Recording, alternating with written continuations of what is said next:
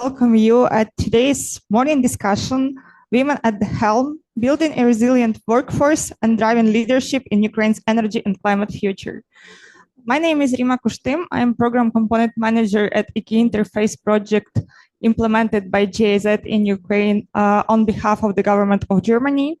And it's my pleasure and honor to moderate today's panel.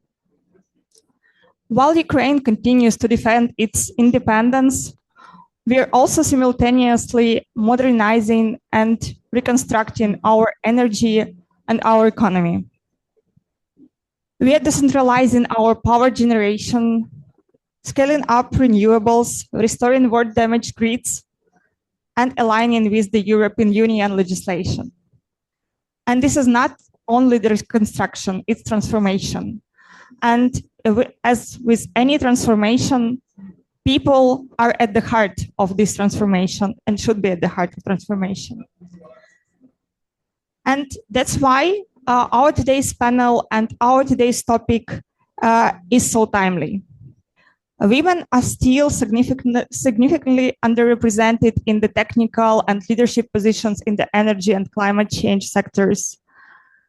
Veterans, our heroes who are coming back from the front lines, they're facing the barriers to entering the workforce in the civilian jobs. And young professionals need to be guided into green professions and new transformed future.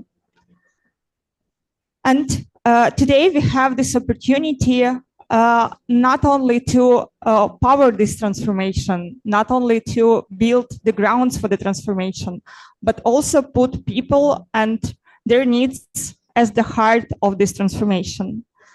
And make sure that Ukraine's future recovery is not only green, but also inclusive, equitable, and resilient. And of course, I'm proud to moderate this panel with such extraordinary leaders and experts who are presented at this panel. And it's my honor to present Ms. Olena Kriворучкіна, Member of Parliament and Deputy Head of the Верховної Ради Committee on Environmental Policy and Nature Management, Ms. Vікторія Киреєва, Member of Kyiv Regional Council, Advisor to the Committee and former Deputy Minister of Environmental Protection, Mr. Олег Киричук, Climate Change Mitigation and Adaptation Thematic Team Lead at UNDP Ukraine, Ms. Світлана Сушко, Director of Reform and Recovery Support Team at the Ministry of Economy, Environment and Agriculture of Ukraine, leading the Environment Sub-Team, and Svetlana is co-author of the assessment of the social economic impacts chapter of Ukraine draft LTLETS until 2050. And also, last but not least, Mr. Vladislav Levchuk, member of the UNICEF Ukraine Young People Advisory Board, represented the voice of young generation. Hopefully Vladislav is here with us. I cannot see him, unfortunately. Okay. And it's my pleasure and honor to give the floor to Ms. Olena Kriворучкіна, first to guide our panel and to provide the main messages that will guide our today's discussion on how Ukraine can build this transformational pathway towards the green, resilient, and inclusive future. Пані та панове, наша країна рухається до зеленого відновлення в умовах повномасштабної війни. І цей шлях вимагає не лише технологічних рішень. Він вимагає нового підходу до формування людського капіталу, який буде здатний забезпечити сталий розвиток на довгі роки. Ladies and gentlemen, our country is moving toward green recovery amid a full-scale war, and this path requires more than technological solutions. It calls for a new approach to human capital development that will ensure sustainable progress for years to come. Період відбудови створює для нас унікальну можливість закласти інклюзивні принципи в основу майбутньої зеленої економіки. Це означає, що жінки мають бути повноцінно залучені на всіх рівнях енергетичного, кліматичного та екологічного секторів. The reconstruction period gives us a unique opportunity to embed inclusive principles into the future green economy. This means that women must be fully involved at all levels of the energy, climate, and environmental sectors. They should have equal access to technical professions, management, strategic planning, and decision-making. Вони мають отримати рівні можливості в технічних професіях, в управлінні, стратегічному плануванні та прийнятті рішень. Women should have equal access to technical professions, management, strategic decision-making. Ми добре розуміємо, що, на жаль, на сьогодні культурні та структурні бар'єри все ще впливають на професійне зростання жінок у цих секторах. Тому наш український парламент приділяє значну увагу реформам, саме які формують інклюзивне середовище. We recognize that cultural and structural barriers still affect women's professional growth in these sectors. For this reason, the Ukrainian parliament pays significant attention to reforms that foster an inclusive environment. Про що саме йде мова? Йдеться про політики рівної оплати праці, про усунення дискримінації, про розширення доступу до навчання та про стимули для розвитку жінок у технічних спеціальностях. These efforts include ensuring equal pay, eliminating discrimination, expanding access to education, and strengthening incentives for women to build careers in technical fields. Україна посилює узгодження своїх підходів із міжнародними стандартами, зокрема стандартами Європейського Союзу та цілями сталого розвитку. Ukraine is also aligning its national approaches with international standards, particularly with EU requirements and the Sustainable Development Goals. Важливим елементом нашого підходу є партнерство уряду, громад, бізнесу і міжнародних організацій. Саме таке партнерство, воно дозволяє формувати нові компетенції і підтримувати професійний розвиток у секторах, які швидко трансформуються. A key part of our approach is strong partnership among government institutions, communities, businesses, and international organizations. Such cooperations creates more opportunities and promotes professional growth in sectors that are undergoing rapid transformation. Як практичний приклад такої співпраці є координаційний центр з оцінки шкоди довкіллю внаслідок рашистської агресії, створений при Державній екологічній інспекції України. Мені випала честь ініціювати його створення, і цей центр, він допомагає не лише підвищити якість законодавчих ініціатив, він дозволяє формувати реєстр екологічних збитків, організовувати тренінги за участі як національних, так і міжнародних експертів. An example of such collaboration is the Coordination Center on War-related Environmental Damage Assessment of the State Environmental Inspectorate of Ukraine, and I had the honor of initiating its establishment.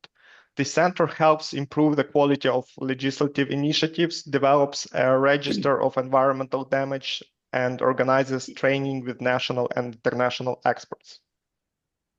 Важливо те, що в межах цього центру діє робоча група, яка працює саме над впровадженням гендерної рівності в усі процеси Державної екологічної інспекції та забезпеченням рівного доступу до можливості для всіх співробітників.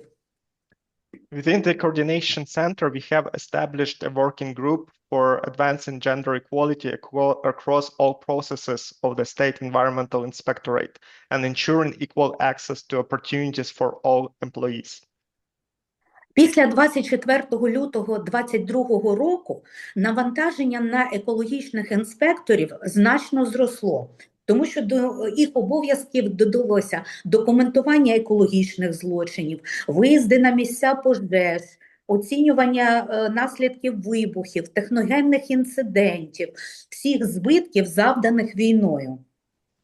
After the beginning of the full-scale invasion on 24 February 2022, the workload of environmental inspectors increased significantly.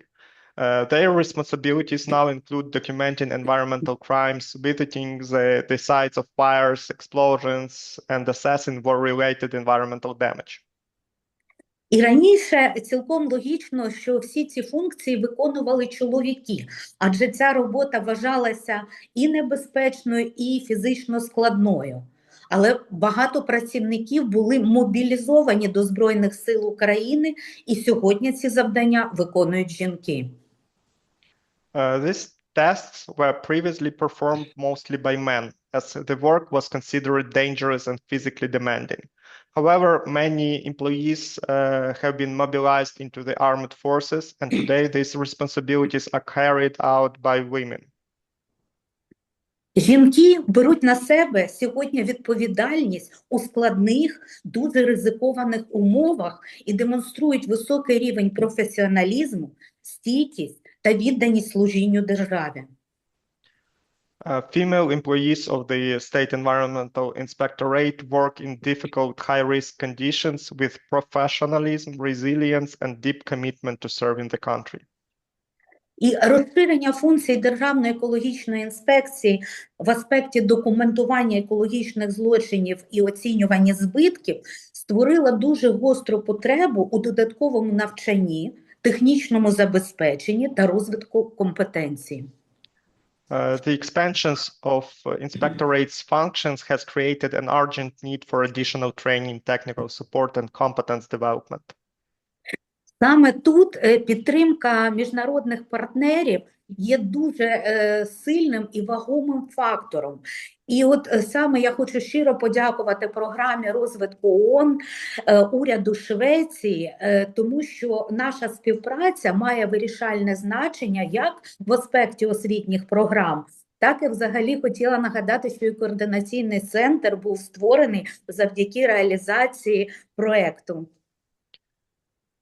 This is a field where the support of international partners is extremely important, and I wanted to extend my gratitude to the United Nations Development Program and the government of Sweden for supporting this sphere of work, gender mainstreaming, and overall supporting the idea of establishing the Coordination Center on Environmental Damage Assessment. Освітні програми, тренінги, технічна допомога – вони зміцнюють спроможність інспекції та допомагають жінкам стати лідерками у сфері екологічного контролю. Educational programs, training opportunities, and technical assistance strengthen the inspectorate's capacity and help women grow into leadership roles in environmental control. Ще раз щиро дякую програмі розвитку ООН та уряду Швеції і пропоную наочно побачити коротке відео про один із таких тренінгів, організованих у межах нашого координаційного центру. And I invite you to watch a short video about one of the training sessions organized by the Coordination Center.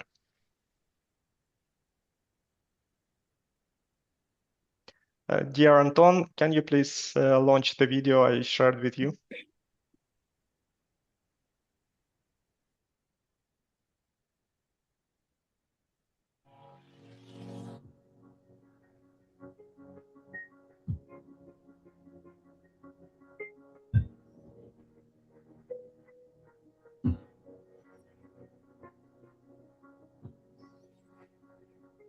Відбудовуючи Україну після війни, ми маємо унікальний шанс створити не лише зелену, а й справедливу країну. Що означає справедливу?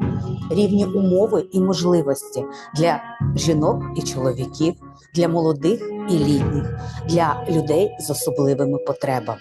Великого значення мають організовані програмою розвитку ООН за підтримки уряду Швеції освітні програми та тренінги для фахівців і фахівчинь Державної екологічної інспекції. З боку парламенту ми працюємо над тим, щоб розробити законодавство, яке б усувало гендерну нерівність, створювало однакові умови оплати праці для чоловіків і жінок, однакові можливості для навчання і кар'єрного зростання.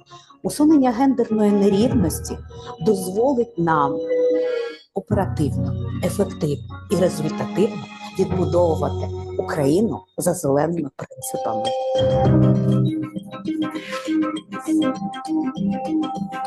Ми чітко розуміємо, що культурні та структурні бар'єри існують для жінок в екологічній сфері.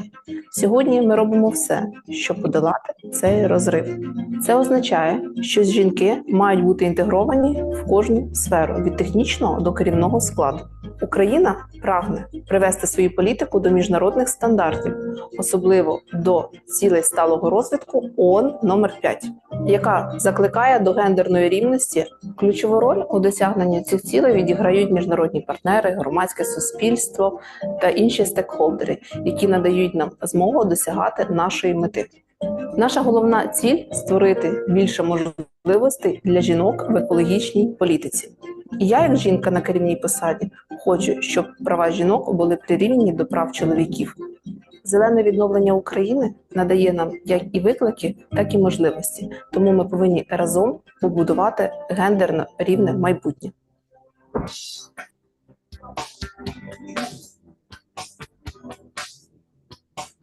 До повномасштабної війни більшість посад в Державній екологічній інспекції займали чоловіки, тому що робота, пов'язана з виявленням та притягненням порушників до відповідальності, особливо браконьєрів, вважалася небезпечною. Зазвичай жінки займали посади, пов'язані з технічною роботою, наприклад, зведення показників та результатів роботи, а також у лабораторіях. Після 24 лютого 2022 року до обов'язків Державної екологічної інспекції додавалися і обрахування та визначення екологічних збитків, завданих внаслідок збройної агресії Російської Федерації, в тому числі із виїздом на місця подій та надзвичайних ситуацій. Але багато колег-чоловіків були мобілізовані до лав Збройних сил України, і тому на даний час посади, які раніше вважалися чоловічими, займають жінки.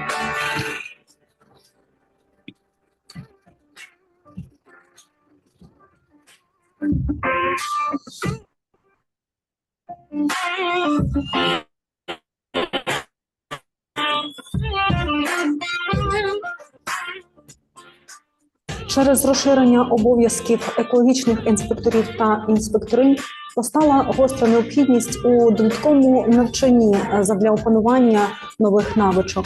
Ці навички потрібні нам для більш ефективного захисту довкілля та здійснення оцінки шкоди, завданої екологічними злочинами під час повномасштабної війни. Саме тому організовані програми розвитку ООН за підтримки Швеції є дуже необхідними для нас.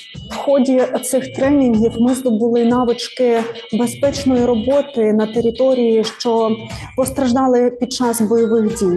Зокрема, ми навчилися основним принципам мінної оборони, надання першої медичної допомоги, а також психологічної підтримки жертвам російських злочинів. Все це дозволить нам більш ефективніше здійснювати оцінку впливу шкоди довкілля внаслідок бойових дій.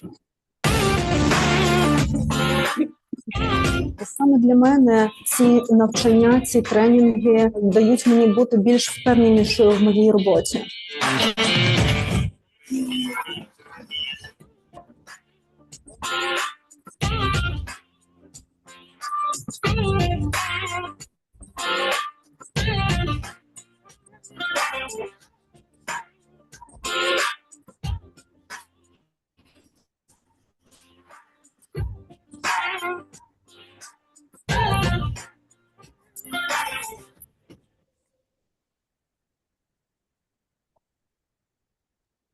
На завершення я хочу зазначити, що відбудовуючи країну, мене чутно, так? Так. Вас чуємо, але поки що не бачимо.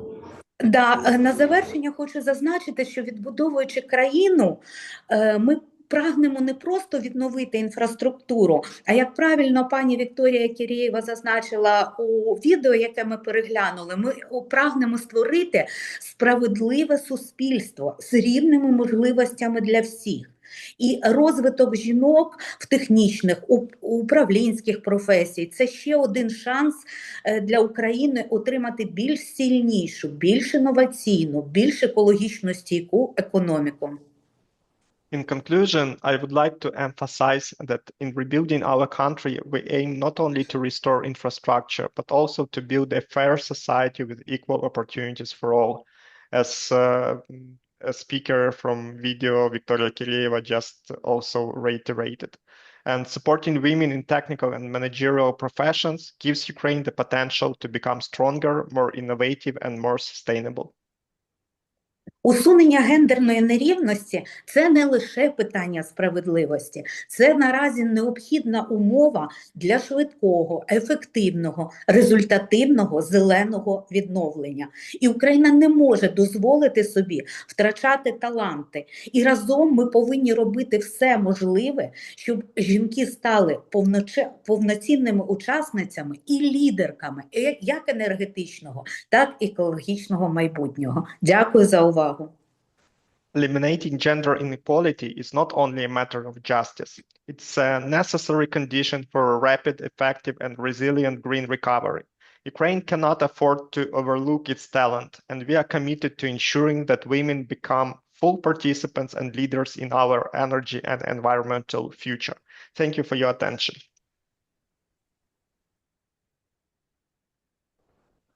Thank you so much, Ms. Krivorukina, for your inspiring words, and thank you for being an example of female leadership in Ukrainian parliament and in climate and environmental sphere.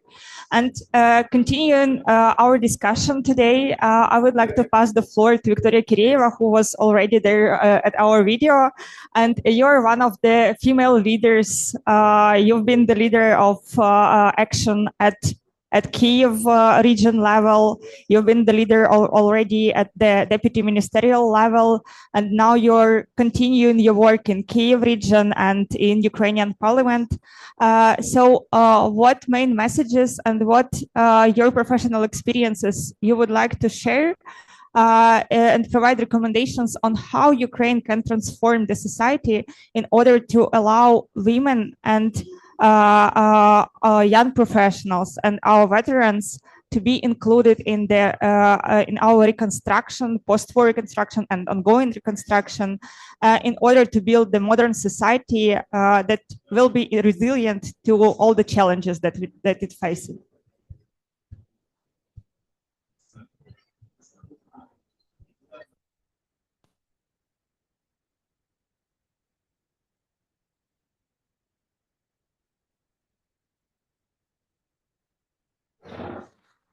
Дякую, Рима. Дякую, пані Олено, за такий меседж на початку нашої дискусії. Thank you, Rima. Thank you, Ms. Олена Криворучкіна, for this important and powerful message at the beginning of our discussion. В першу чергу мені приємно бути сьогодні на дискусії разом з Світланою Сушко, тому що вона на конференції COP саме представляє в перемовних позиціях, відстоює гендерну рівність.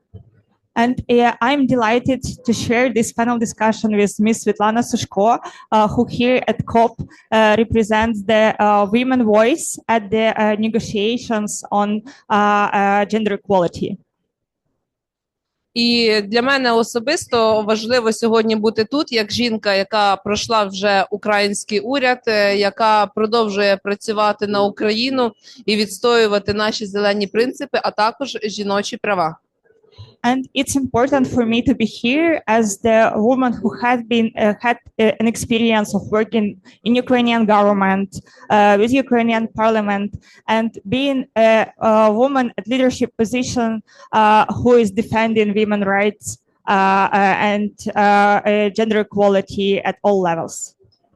Коли ми з вами говоримо про зелену відбудову, по впровадження наших реформ, ми чомусь не говоримо про тих, хто на своїх плечах, хто своїми руками впроваджує ці реформи і хто відбудовує нашу Україну. А на сьогодні це жінки. And from time to time, when we are talking about the green recovery, green reconstruction of Ukraine, we forget about who are the core force of rebuilding and transforming our economy and transforming our country. Currently, those people who are holding all of this on their shoulders are women in Ukraine. Звичайно, ми дякуємо чоловіків, які охороняють нас на передовій, які забезпечують нашу безпеку, але також не забуваємо, що в їхніх лавах також є жінки. And of course, we are deeply grateful to male defenders who are protecting our sovereignty and our independence at the front line. But let's not forget that women are also part of Ukrainian armed forces. І також я представляю глобальний договір ООН в Україні, і як експерт хочу зазначити, що саме ціль 5 про гендерну рівність – це не просто цитата, це не просто фразеологізм, це доступ до влади, це доступ до рішень і це доступ до управління. And I'm also here representing UN Global Compact. And as an expert, I would like to emphasize that sustainable goal number 5, it's not only the symbolic goal, it's not only about the words, it's about the practical accessibility of leadership roles for women. Я знаю, що таке заходити в кабінети, і коли на тебе дивляться чоловіки, запитують, хто ти, а не запитують, а що ти знаєш? And I know, based on my own experience, how it feels when you enter any cabinet and you're facing male representatives who are asking, who are you? And not asking, what do you represent and what are your knowledge? Я знаю, як це ухвалювати рішення, коли ти одночасно і управлінець, і менеджер, і дипломат, і мама, і тобі не дозволено втомлюватися. Ти завжди повинна працювати, відповідати певним стандартам. And I know by my own experience how it is to combine at one position the position of the leader, of the government representative, of mother, who cannot get tired and who should be always ready to make decisions and who should be always ready to take the responsibility. Я знаю по своїй роботі, як це щодня доводити, що ти не випадково тут, що ти щось знаєш, і кожного разу, коли задають те питання, а чия ти, а хто тебе поставив, просто оцінюючи тебе по зовнішності і по твоєму віку. And I know on my personal experience how it feels to every day have to prove your capacity, have to prove that you're a professional and you're the person who can take decisions and facing questions like who promoted you and who was the one who put you at this position, and to cope with all of this and make decisions. Але вже сьогодні система змінюється, приймаються закони, впроваджуються правила, і насправді права жінок покращуються, і ми маємо перспективу, ми маємо майбутнє, і вже що сьогодні ми дякую UNDP, що ми вже цю тему піднімаємо і говоримо про неї відкрито, не боячись, а що скажуть чоловіки. But currently the situation is changing rapidly, and now we can openly discuss this topic of women's rights. And I'm grateful to our partners like UNDP for promoting these topics and for promoting this topic and raising this topic freely without being guided by male perspective. Гендерна рівність – це не про підтримку жінок, це в першу чергу про відкриття можливостей, це в першу чергу про рівні можливості. І гендерна рівність – це для того, щоб жінку сприймали на рівні з чоловіками. Gender equality is not about supporting women. It's about empowering women and building up their capacity to be equal to male personnel. І на сьогодні українські жінки вже довели, що вони можуть впроваджувати реформи, змінювати систему, будувати Україну. І навіть сьогодні, сидячи тут, я хочу ще раз окремо подякувати Світлані за організацію такого чудового павільйону, і це також організувала жінка-лідер. And today we can already see how women leaders are already empowered and can prove to all the world that women can lead, women can make decisions, women can reconstruct Ukraine. And I would like to thank once again to Світлана Сушко, who is an example also how woman was the leader of process of building this pavilion and making this pavilion happen. І на завершення хочу сказати, що нам не потрібні бонуси, нам потрібні рівні можливості, і ми хочемо бути там, де вирішується майбутнє України, де вирішується майбутнє світу. Дякую. And in conclusion, I would like to emphasize that we don't need any bonuses. We don't need support. We need equal opportunities and we need equal rights in order to ensure that women are at the heart of the changes and at the heart of making decisions to make the changes happen. Thank you so much. Thank you, Victoria, for this inspiring speech. And really, it's an honor and pleasure to share this panel with such an extraordinary women leaders and sharing these experiences. And of course, I can relate to every word that you have mentioned. Of course, I think every young professional, every woman has faced once or probably several times in their lives these situations.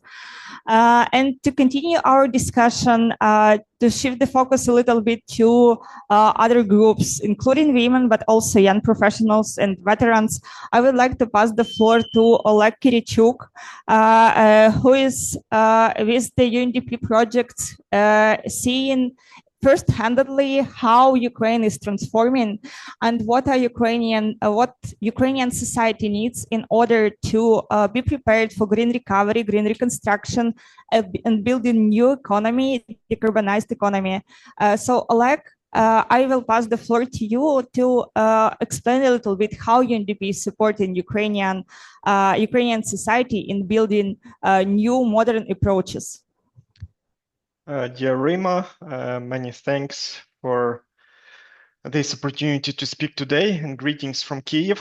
On behalf of UNDP in Ukraine, I'm pleased to share how we are supporting the country's green transition by investing in people, especially in women, who are at the heart of a resilient and inclusive recovery. Why women's leadership matters? Firstly, and today, unfortunately, we had another massive Russian attack on our infrastructure, killing civilians in different cities of Ukraine. And these attacks have led to massive disruptions. And over 60% of energy infrastructure has been damaged or destroyed in Ukraine. And women-led micro and small enterprises, which make up a major share of local economies, are among the most affected by these disruptions. As the country rebuilds, women are stepping into roles that were traditionally male-dominated, especially as many men have been mobilized into the armed forces of Ukraine, as previously mentioned by our previous speakers. And this shift shows a critical truth. Women are not only affected by the war, they are essential to driving recovery and modernization. And unfortunately, the latest surveys and research show the underrepresentation of women. Despite their talent and qualifications, women remain underrepresented in leadership and technical roles across the energy and climate sectors. Only 12% of leadership positions in state energy institutions and just 8% among strategic enterprises are held by women. Yet 68% of women employed in the sector hold technical degrees. So the barriers do exist for them to advance. And addressing this gap is not only a matter of rights and fairness, it's a strategic investment in Ukraine's economic resilience. Another point I would like to highlight is the psycho-emotional impact of the war. The war has placed immense psychological and social pressure on families. Ukrainians face prolonged stress and emotional exhaustion, and these factors directly affect workforce participation. That's why building a resilient green economy requires parallel investments in mental health and workplace safety and family-friendly environments. And on the next slides, I would like to show some real examples of work UNDP is implementing on the ground in partnership with our major national stakeholders, and showing this slide shows the work of the coordination center Ms. Olena Kriворучкіна highlighted in her speech. So this coordination center launched within environmental damage assessment project of UNDP in Sweden is supporting the state environmental inspectorate. And this center has introduced gender mainstreaming into environmental oversight from modern equipment handovers. You can see on these photos different handovers of equipment, cars, mini laboratories, chemical supplies to laboratories in war-affected regions, and also safety trainings, upskilling programs are being held within this project. And as all previously stated, many inspection roles previously considered too risky and now are performed by highly skilled female inspectors who document war-related environmental damage. And UNDP invests in training these environmental inspectors for safe work in the fields. And these efforts strengthen institutional capacity and ensure that women have equal access to technical development and leadership pathways. And with this, I just wanted to reiterate gratitude from our side to all our stakeholders, namely to the Committee of Верховної Ради on Environmental Policy and Natural Resources, and personally to Ms. Olena Kriворучкіна for all her support in implementing these endeavors, to the Ministry of Economy, Environment and Agriculture, and to State Environmental Inspectorate. So this work is being done in partnership with all our stakeholders. And also I would like to share our plans. This is a new program, comprehensive women's leadership program for the energy sector. The program aims to remove structural barriers and expand women's leadership in technical and decision-making positions. So we will support women with targeted technical trainings and a specialized English language program focused on energy and climate terminology.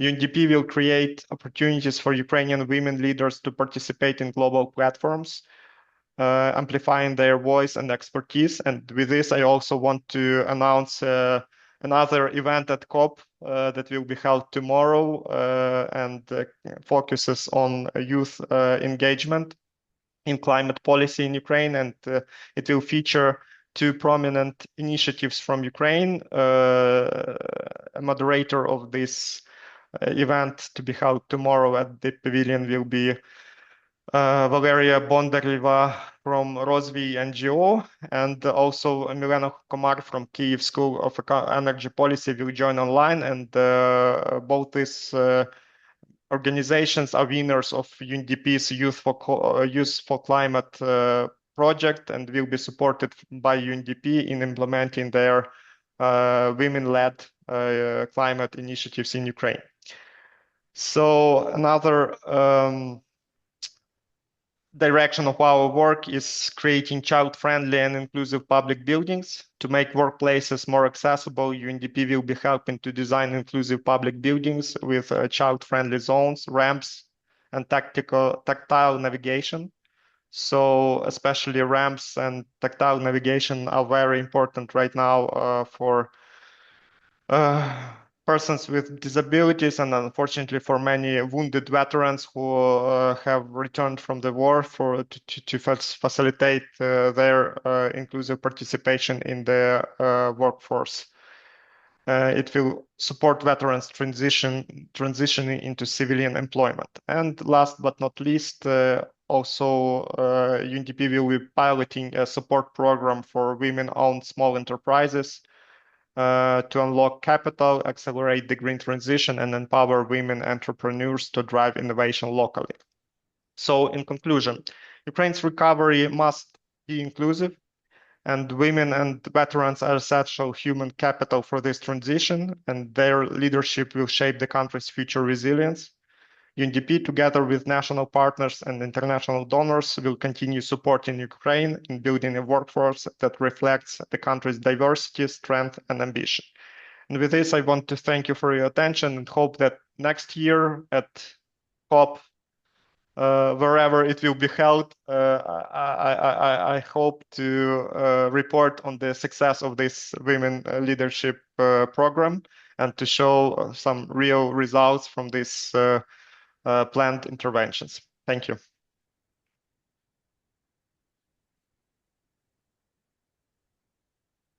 Thank you, Oleg, for your presentation, and thank you for supporting our women and veterans in their important work towards Ukraine reconstruction and building the future in a resilient and equitable way. I would like to welcome back our dearest panelists here offline. And I would like to pass the floor to Swітлана Сушко. As our speakers mentioned already, Swіtlana was co-author of the draft LTLETs until 2050. And she, together with other experts, she prepared the assessment of on how socioeconomic sector is in Ukraine is developing and what changes are important in order to achieve climate neutrality by 2050 and what skills and what roles do we need in our future to ensure the achievement of these goals and green reconstruction of Ukraine. So Swіtlana, please share with us your insights.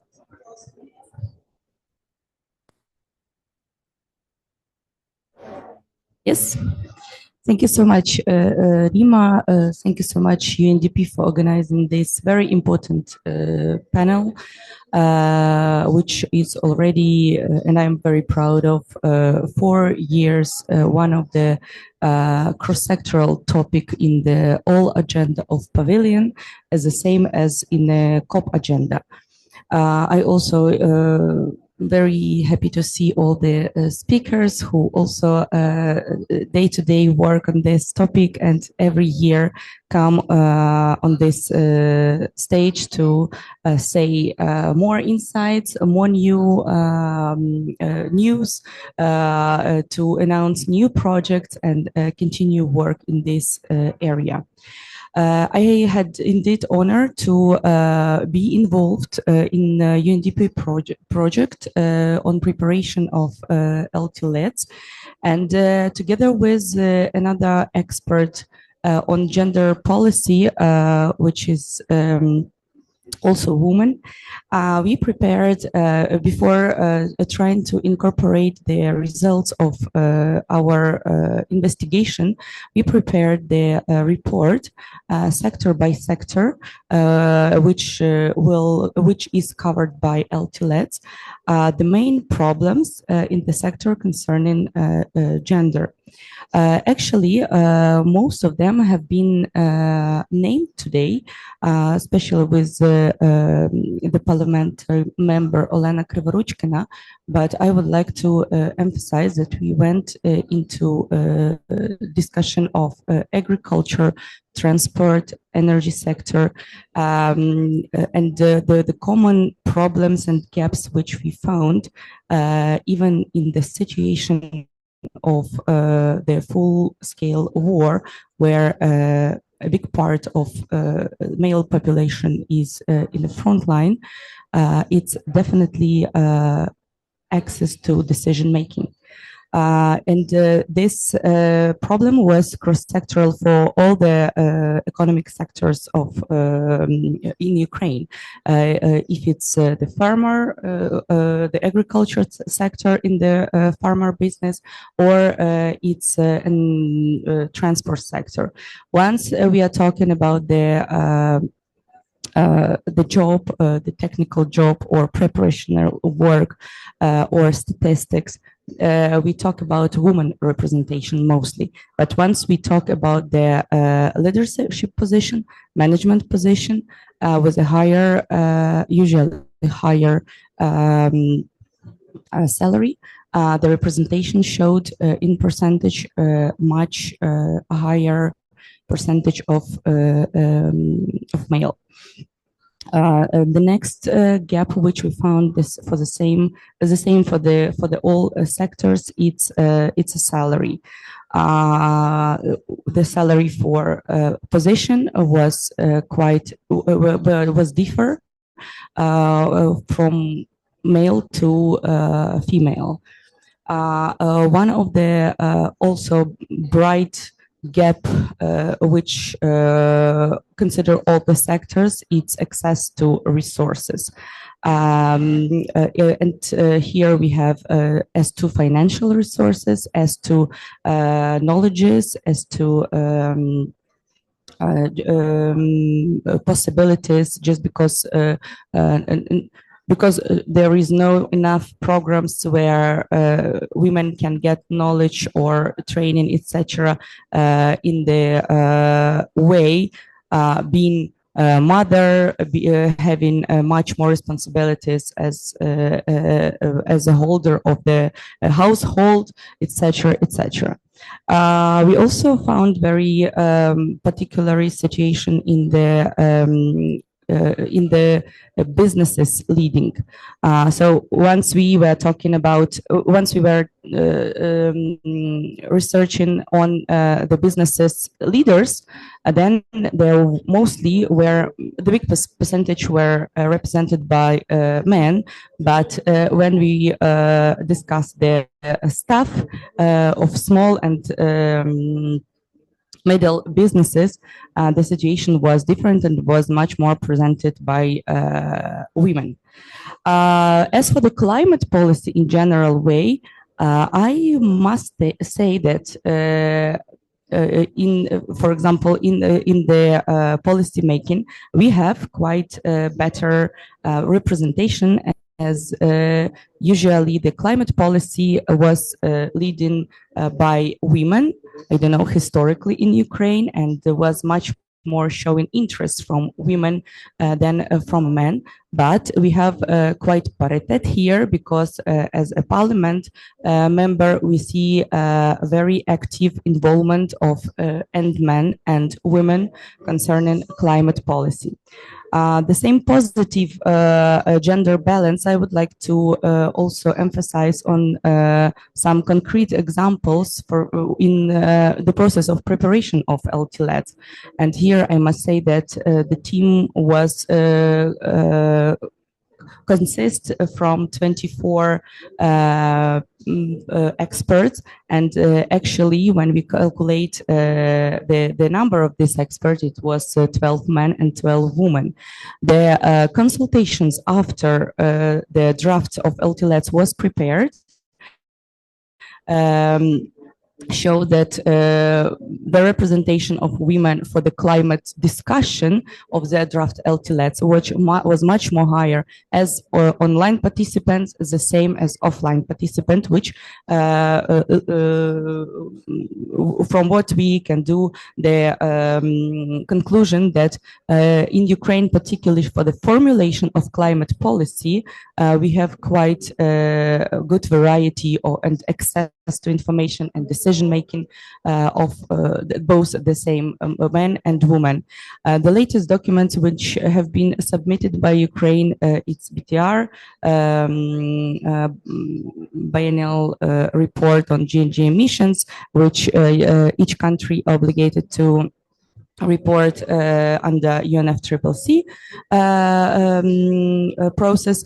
It was submitted just before COP30, just in October, and the team who was writing and collecting the information, aggregating databases, and preparing the main chapter, the heart of BTR of the report,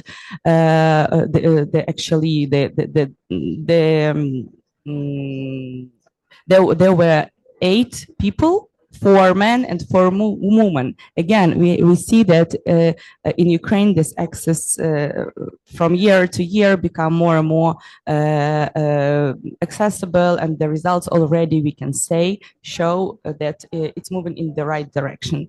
And just to finish this my speech, I would like to say that probably we need already to start to on the gender panel to start to make research, monitoring, calculation, and prepare numbers about the men participation, not only in the climate policy, but in general in all the sectors with the fresh database numbers during the full-scale war, because once on the negotiations here and the UNFCCC process, we hear only about women, girls, and other part of society rights. We don't hear about men rights, but in Ukraine, I think with so big number being now on the front line, we will need to start this discussion at least on the level of our country and involve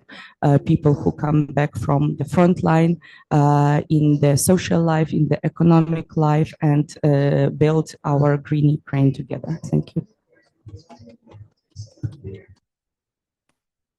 Thank you so much, Svetlana. And it's nice to hear we already have the positive trends in Ukraine. And of course, as you rightly noticed, that the situation is changing very rapidly for Ukraine.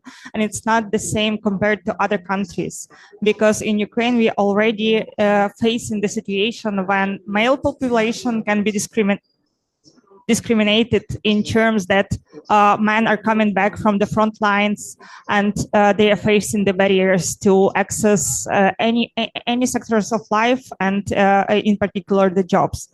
And of course, looking into the future and looking into building the new society and new approaches, I would like to pass the floor to our next generation. And our next generation is represented here by Vladislav Levchuk. Vladislav is a member of UNICEF Ukraine Young People Advisory Board.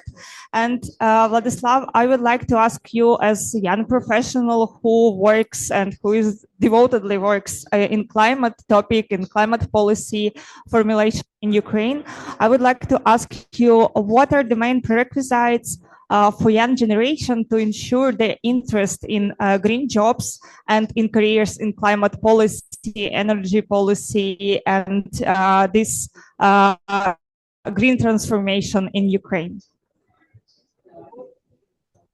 First of all, hi everyone. It is a pleasure to be here with you. I would say that it was, for those who know, quite a rapid and really quick joining me here due to some logistic issues, but I'm really happy to be here, at least online with you.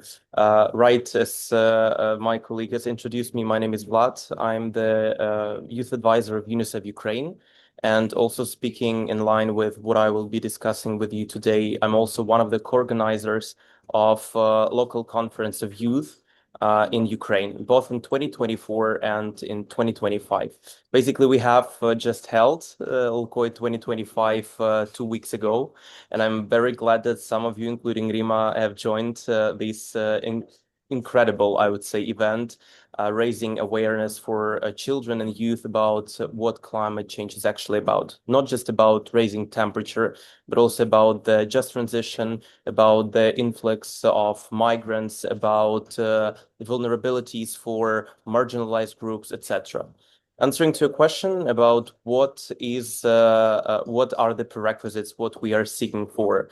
I would say that, first of all, when we often speak of resilience, because the topic of this panel is about resilience, about women in resilient recovery of Ukraine from climate change perspective. Oftenly, resilience is kind of a buzzword. But in Ukraine, I would say resilience is not just a mere concept, not just a mere chic word. It is our daily survival. It is a teenager, for example, doing homework by candlelight in Odessa or Kharkiv, or it is a doctor performing surgery with a flashlight in the west of Ukraine, or also our militaries which defend the independence on the front line. And most often it is also women, and children holding their families, communities, and countries together. So we cannot rebuild Ukraine's neither energy sector nor any other fields without the architects of the survival of women and youth in particular. And the challenge, the main challenge that I see in this perspective is the so-called glass cliff. So that despite being the primary managers of energy, of climate change, mitigation, adaptation, both women and youth remain alarmingly absent from the helm of these sectors. When we speak about women, I've looked some statistics about that. For example, from the Zmina NGO in Ukraine, which presented a report in April this year on the gender dimension of energetic crisis in Ukraine, that only fewer than 30% of jobs in STEM fields in Ukraine belong to women. And also, as my colleague indicated, even more concerning, a widening gender pay gap is present in Ukraine when women earn approximately 32% less than their male counterparts. So dangerous part is that this phenomenon of the class cliff, so that women and children and youth are appointed to leadership positions, or they are being added to these negotiations parts, policy drafting, only when the crisis is at peak.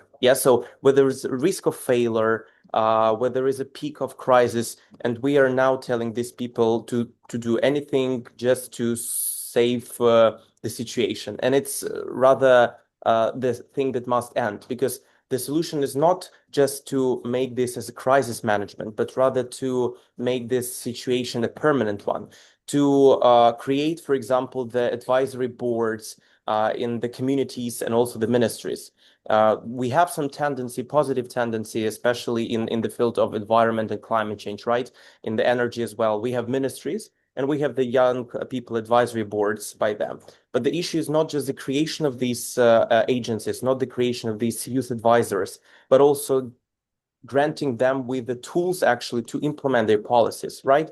It's about implementing the actionable programs, and it's about presenting the education. So from the youth perspective, for example, Vilkoi is a great example in this matter, right? It is not just a conference where people are sitting and are discussing about where to put a comma or an exclamation mark in the negotiation paper, what is currently, mostly a perception of what is COP, right? Countries cherry picking what word to put in the final document. But no, actually climate resilience is about actions, is about making little steps in their communities. And for us as the youth, young advisors, it is of the utmost importance, to give these MVPs, these viable products from the center, from such organizations like UNICEF, UNDP, and provide the children and youth with these products so they can implement, they can change, adapt it to the requests of their regions and implement them there. So we have actually done this by gathering the civil society, the NGOs, the entrepreneurs, young entrepreneurs from schools, from high schools. It is the great, I would say, tendency that such initiatives exist. But the problem is that they are not financed by neither the communities, by the local governments, nor by the ministries. So I would say, probably finalizing my speech with a call to action, is that we have to integrate climate science, energy literacy, and also the whole stuff with the climate change into the curriculum for not just primary school, but also high school, so we can raise actually the population, not the future one, but the present as well, which will tackle this problem of climate change. Secondly, we have to enforce the policy changes so that we can have these advisory boards filled by young people, both in the local and also central level of the government, which should be meaningful and not just a representation, and sorry for my directness, posting pictures on the Instagram saying that I was elected as a member, but eventually doing nothing. And thirdly, it's about safety and support. It's about creating workplaces with zero tolerance for harassment and real flexibility for those balancing, for example, care duties. Yes, if we're speaking about women who are raising their children, or about youth, about adolescents who combine, as me myself, education and also work. I work in the field of international criminal and humanitarian law, but at the same time, I'm pursuing my law degree and also trying to do anything helpful in the field of climate movement so that we can actually tackle this problem together, not separately. Thanks.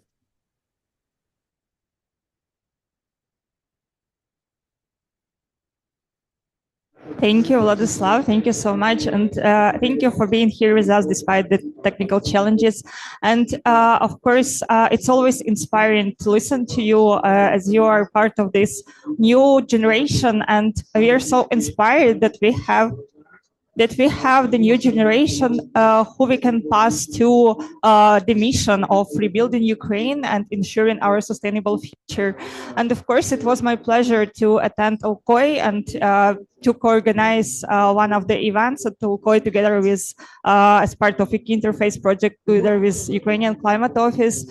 And I'm proud to say that the International Climate Initiative is also co-financing these local conferences for youth all around the globe. And it's important, and I think as I noticed, that we all share this in common, women and young people, we share in common this wishes and what we need in order to ensure equity and equal rights.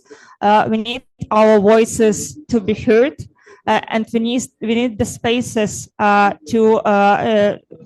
to give our voices a place to be heard. And of course, we need our voices to be impactful. So thank you for sharing your ideas and thank you for sharing your thoughts. And we are already past our time when we need to finish, but I would like to ask one question, and I would suggest all our speakers to try to answer it. And it's not an easy question, but it's the question that is important for Ukraine right now. And I think our government is thinking hard about this. A lot of Ukrainian women and children have left Ukraine due to the war, due to the risky conditions of the war. And of course, in planning our new future, green future, and reconstructing our country, we need to account also for their part in our economy and ensuring that they will be interested in coming back to Ukraine. So my is what prerequisites, how we can facilitate them and create the space for them in order to safely come back and take a part and understand that they will have a part in Ukrainian future economy, including climate and energy sectors. I must say that from here it's much more comfortable to sit because I can just see your faces. So you have like a round table. Okay, just you can see me. I will probably I will try to start. And first, my thought was for this very, very important but also complicated question. Thank you, Rima, for raising this. I think it's not only about women, but just for human safety is the main ground. Once we create some kind of safe place, which unfortunately it's not possible in Ukraine now. Once we start to create this, maybe, I don't know, islands of safety or some safe places, then that will be the first step for women to come back, because despite the career, despite the earning money, despite the many issues women going through every day, women is a mother very often. So this feeling of safety for the child, for the next generation, has a very high level and high priority. So I would start from the base, from the safety and conditions, to feel that safety, and the most important, to feel that your child in safety. Я продовжу Світлану. I will continue based on Svetlana's words. Наступне після безпеки, напевно, ми повинні забезпечити наше населення відкритістю політики, відкритістю наших реформ. And I think the next step after ensuring the safety, we need to ensure that our policy and our governance is open and transparent. Ми повинні забезпечити освіту і медицину. Насправді це саме основне, ради чого люди можуть повернутися в Україну.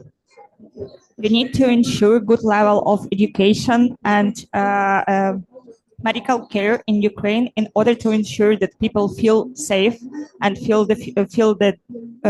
that future is possible.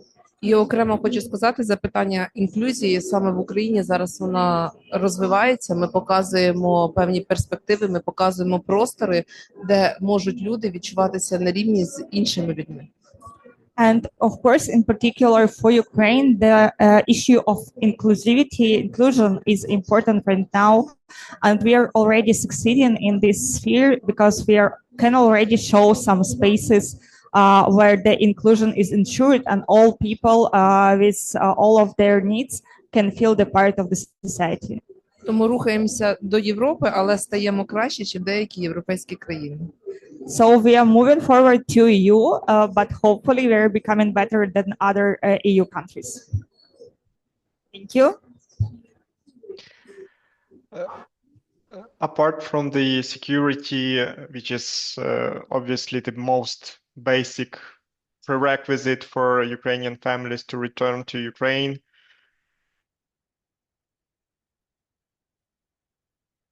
I would say that important. That's why what we talked about today in our discussion, during our discussion about creating possibilities for women here in Ukraine, is also important. But you know, as a professional with a communication background, I would say not the most obvious thing that after the war, hopefully, after the security concerns are lifted, Ukraine will need to launch some kind of